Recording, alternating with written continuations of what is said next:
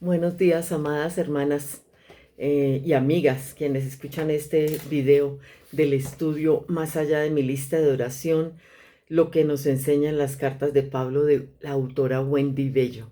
Vamos a orar.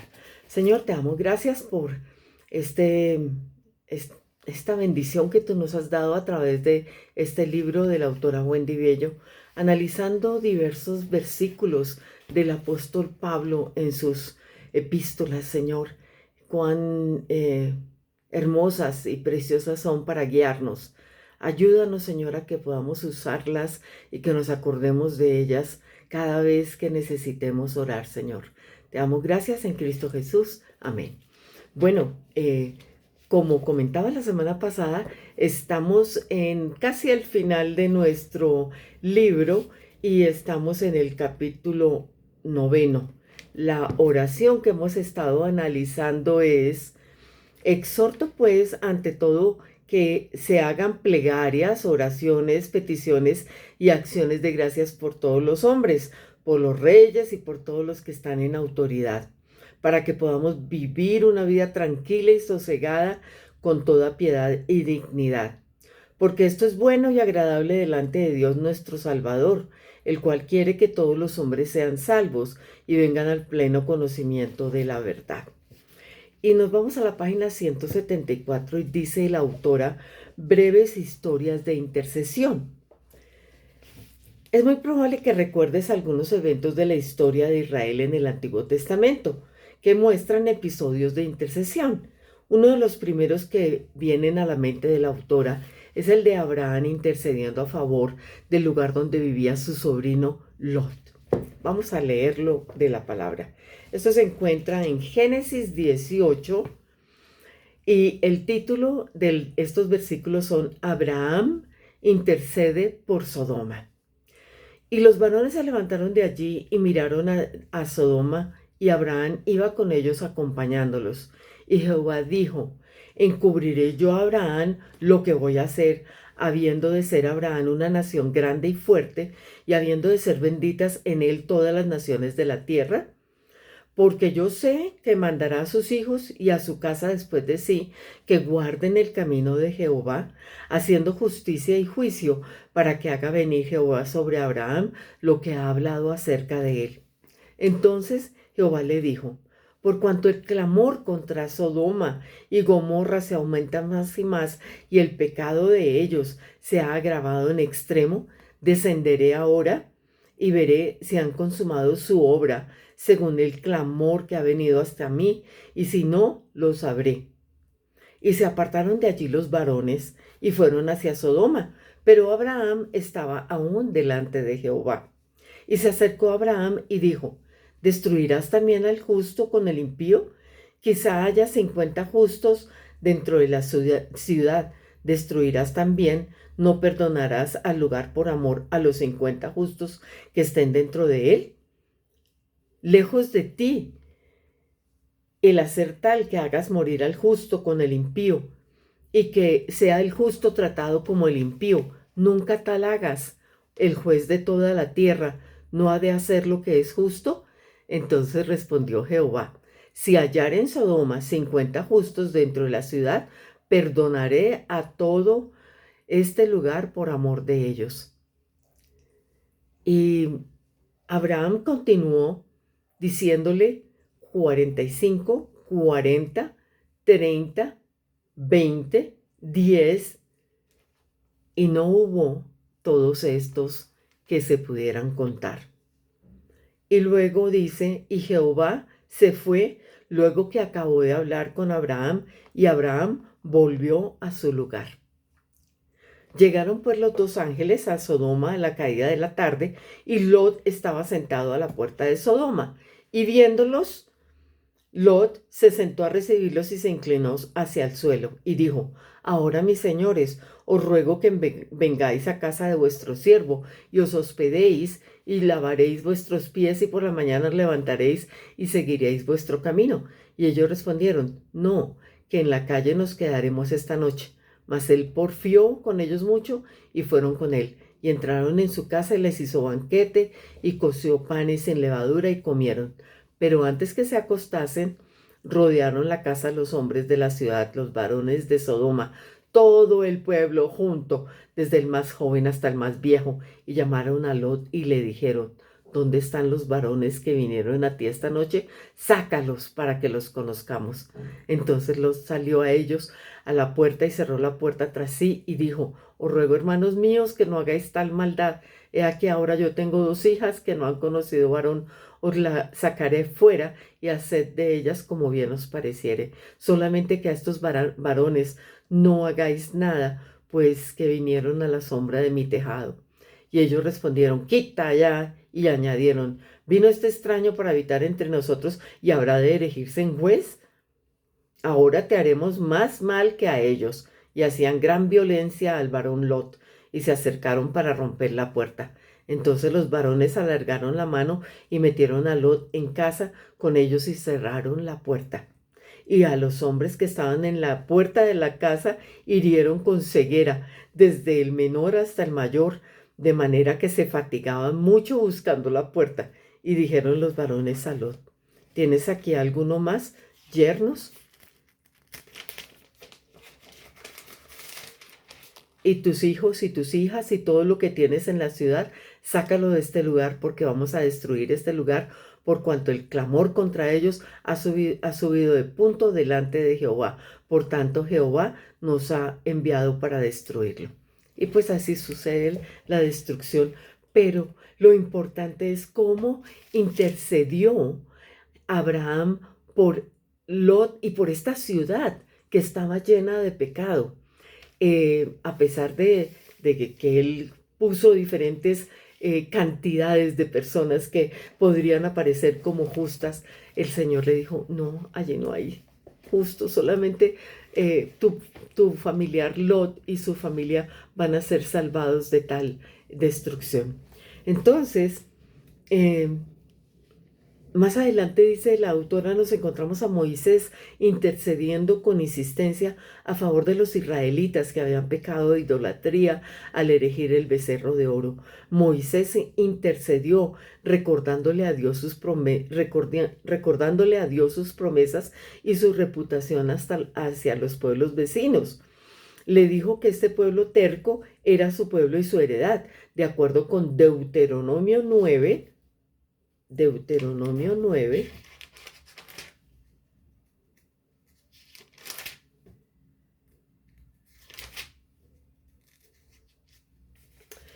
los versículos 25 al 29.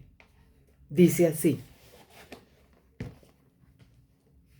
Me postré pues delante de Jehová 40 días y 40 noches. Estuve postrado porque Jehová dijo que os había de destruir. Y oré a Jehová diciendo: Oh Señor Jehová, no destruyas a tu pueblo y a tu heredad, que has redimido con tu grandeza, que sacaste de Egipto con mano poderosa. Acuérdate de tus siervos Abraham, Isaac y Jacob. No mires a la dureza de este pueblo, ni a su impiedad, ni a su pecado, no sea que digan los de la tierra de donde nos sacaste, por cuanto no pudo Jehová introducirlos en la tierra que les había prometido, o porque los aborrecí y los sacó para matarlos en el desierto. Y ellos son tu pueblo y tu heredad, que sacaste con gran poder con tu brazo extendido. Un episodio similar se repite más adelante cuando el pueblo se quejó contra Dios en el desierto y les envió las serpientes para destruirlos. El pueblo atemorizado le suplicó a Moisés que intercediera a su favor. En Números 21:7.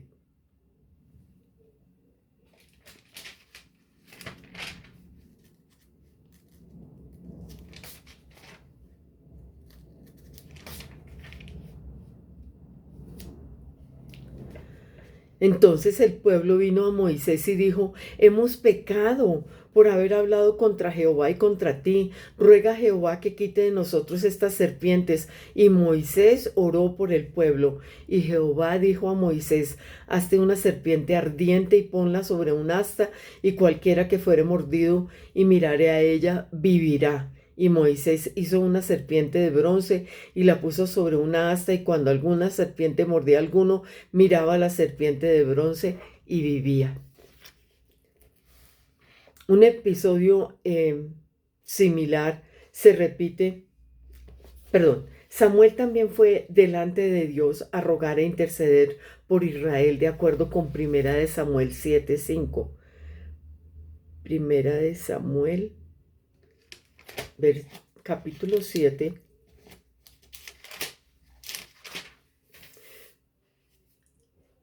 versículo 5. Y Samuel dijo: reunid a todo Israel en Mizpa, y yo oraré por vosotros a Jehová. Los profetas fueron intercesores en muchas ocasiones, como vemos por ejemplo en el caso de Amós, en Amós 7:2. La intercesión también era una de las funciones de los sacerdotes, en Joel 2:17. El Nuevo Testamento presenta dos relatos hermosos de intercesión.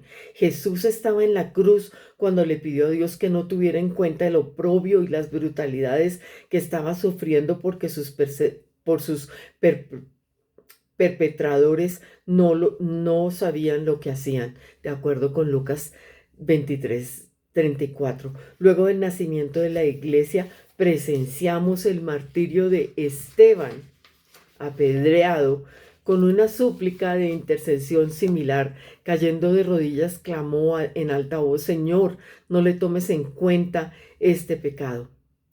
Este breve recorrido que ha hecho la autora nos muestra que una y otra vez el pueblo requería de alguien que intercediera a su favor. No es diferente para nosotros porque somos tan pecadores y tan necesitados de intercesión como ellos. La única diferencia es que ahora ya no se trata de un sacerdote humano como en el Antiguo Testamento, sino que tenemos a Jesucristo mismo que lo hace directamente ante el trono de Dios, el perfecto mediador entre Dios y los hombres.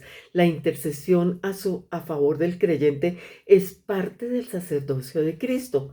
¿Quién es el que condena? Cristo Jesús es el que murió. Sí, más aún, el que resucitó, el que además está a la diestra de Dios, el que también intercede por nosotros, de acuerdo con Romanos 8:4. El creyente y la oración intercesora. Dice la autora que ya ha hablado en diversos momentos respecto de la experiencia en que ella vivió con su abuela, de cómo intercedía en oración. Pero hace una aclaración que dice: como dijimos antes, interceder es orar a Dios a favor de otra persona. Los creyentes tenemos el gran privilegio de convertirnos en intercesores porque tenemos acceso al Padre en el nombre de Cristo y el Espíritu Santo nos acompaña en nuestras oraciones. La vida cristiana no es una vida solitaria.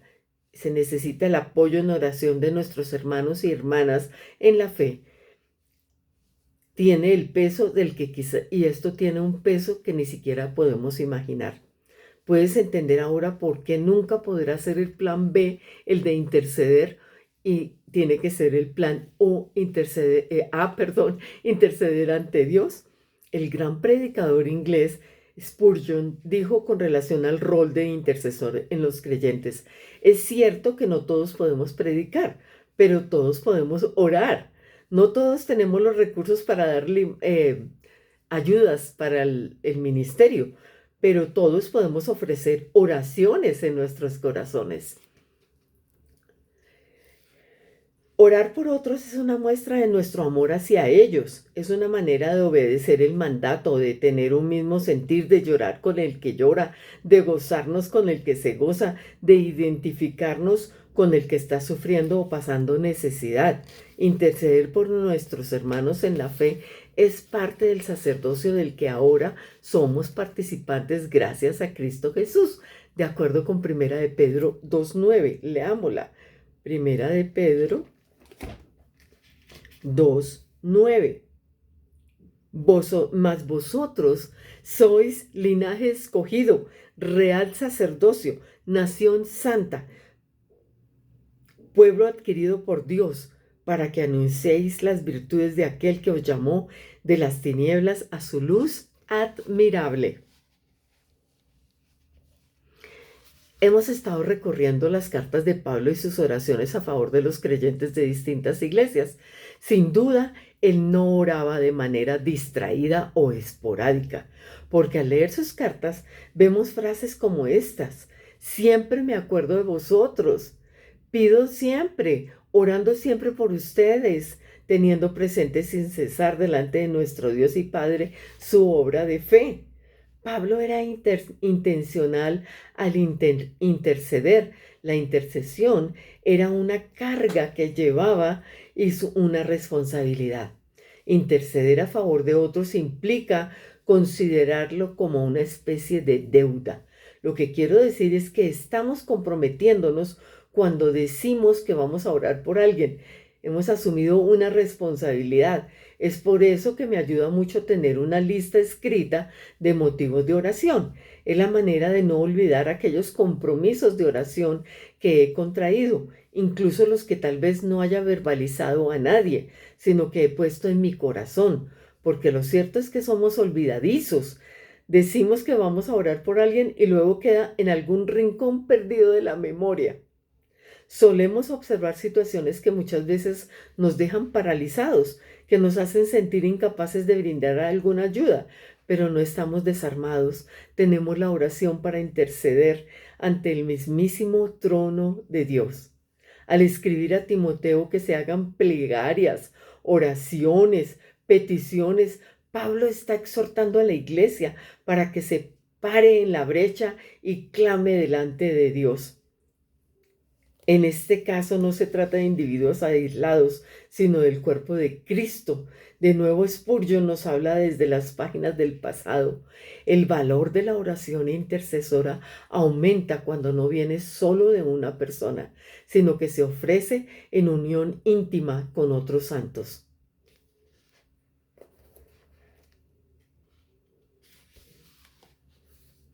¿Por quién intercedemos? Regresemos otra vez al pasaje. Exhorto pues ante todo que se hagan plegarias, oraciones, peticiones y acciones de gracias por todos los hombres. La Biblia habla mayormente en absolutos. Un buen ejemplo lo encontramos en la exhortación de Pablo a Timoteo y la iglesia que lideraba, porque el apóstol les decía que intercedan por todos los hombres. Tal vez hubiéramos preferido que dijera por algunos, por los hermanos en la fe, por nuestros familiares, por los amigos o solo por los que nos caen bien. Pero el Espíritu Santo no hizo excepciones cuando inspiró al apóstol, porque Dios no las hace. De modo que la exhortación, el llamado, es a elevar oraciones por todas las personas.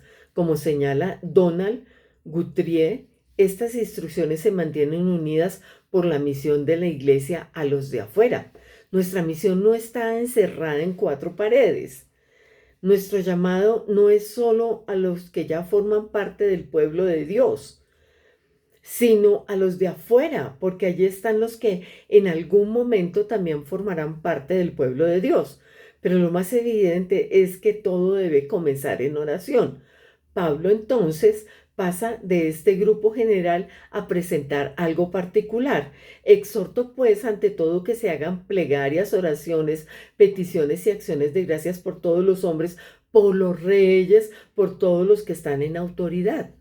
Dentro del conjunto de todos los seres humanos encontramos aquellos que ocupan posiciones de alto liderazgo. A esto me refería cuando comencé el capítulo hablando de las elecciones, cuando ella comentó que no habían elecciones allá en Cuba y que nuestro rol como ciudadanos va más allá de marcar una casilla en la boleta electoral. Dios nos dice en su palabra que oremos por nuestras autoridades.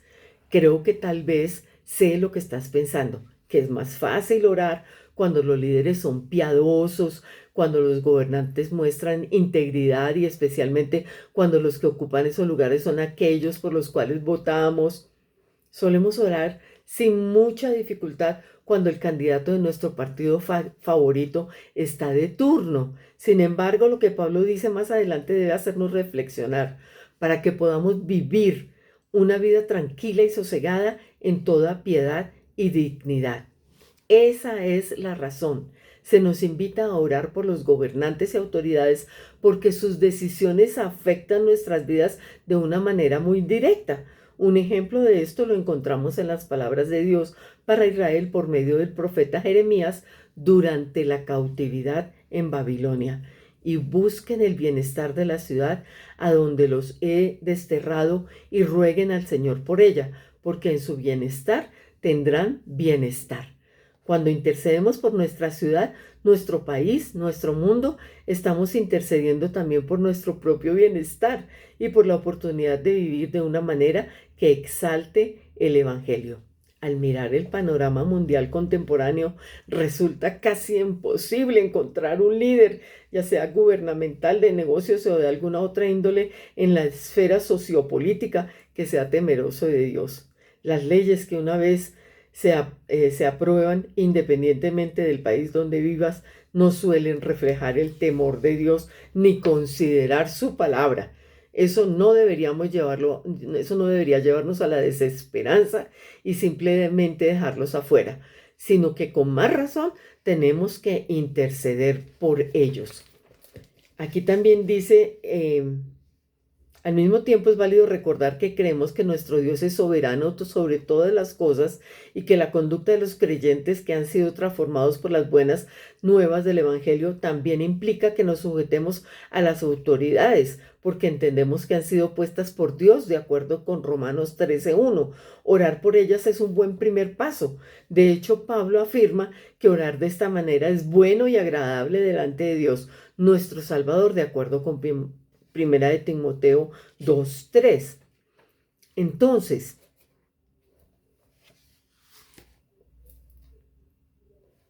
al final de este capítulo dice la autora: no quisiera desaprovechar la oportunidad para añadir que debemos incluir en nuestras oraciones a nuestro cónyuge, a los hijos, a los padres, a los familiares y a los amigos que no conocen el Señor.